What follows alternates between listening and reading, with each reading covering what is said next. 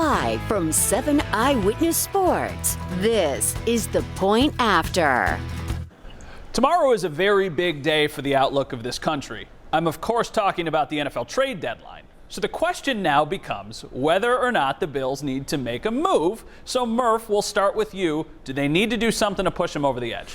Yeah, I think they do. I mean, it depends on how much you want to contend for a championship. But in order to contend for a championship, I think they do need to make a deal. I think, look, they're crying out for help in the front seven defensively, especially interior defensive line. There are some prospects out there that they may be interested in, and they need a space eater, a guy to occupy blockers, a guy to free up Tremaine Edmonds a little bit. Hopefully he's not going to be hurt, but free him up to make the kind of plays that we became accustomed to him making the last couple of years.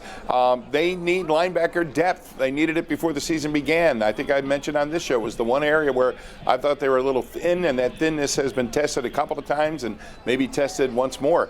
Those two areas, linebacker depth and a good space-eating defensive lineman would be top priority, and they may need a little more depth at corner as well. So, yeah, I think they need to make a deal if they can. I think there are a lot of areas that make sense for them, especially just to kind of get them over that next tier. Thank you, Murph. So, Joe, we'll switch over to you because everybody's going to want to know who should they go out and get. So, Joe, tell us, who should they be targeting? Well, I'm going to agree with Murph in the fact that they do need a space-eating interior defensive lineman, and my name for that is Dalvin Tomlinson, the one-technique defensive tackle from the New York Giants. This is a guy who would fit in seamlessly into what the Bills are trying to do. And not only would he be so important to help eating up blockers in the middle of the field, it has a trickle-down effect because not only does it help Tremaine Edmonds, Matt Milano, and A.J. Klein get free off blocks, but it also helps shift Vernon Butler over to his more natural role at the 3 technique. It allows them to use Quentin Jefferson as a hybrid defensive lineman role as what they intended for him originally when they signed him. Right now, the Bills don't have a true one technique defensive tackle on their roster outside of Harrison Phillips, and he's been inconsistent at best. So to me, Dalvin Tomlinson, big, nasty, plays really well on an expiring contract. All the boxes are ticked. And not to mention, Brandon Beane used to work for the guy who's the GM over at the Giants, Dave Gettleman. So there's a pretty prior relationship there.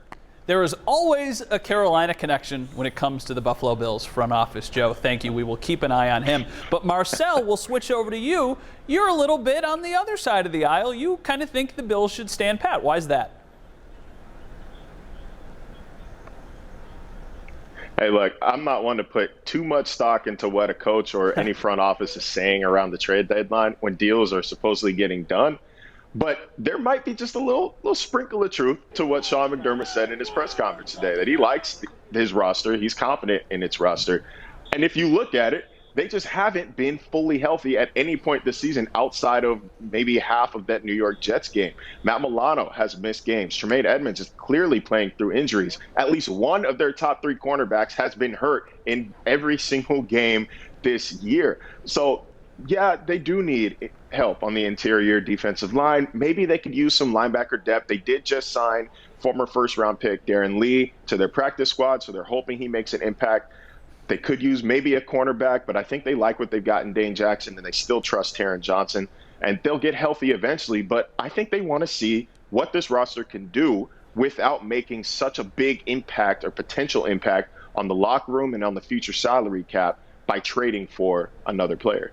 Yeah, full disclosure for everybody at home, we were going to talk about Desmond King at some point tonight, and then he got traded to the Titans, so that kind of ruins the fun on that.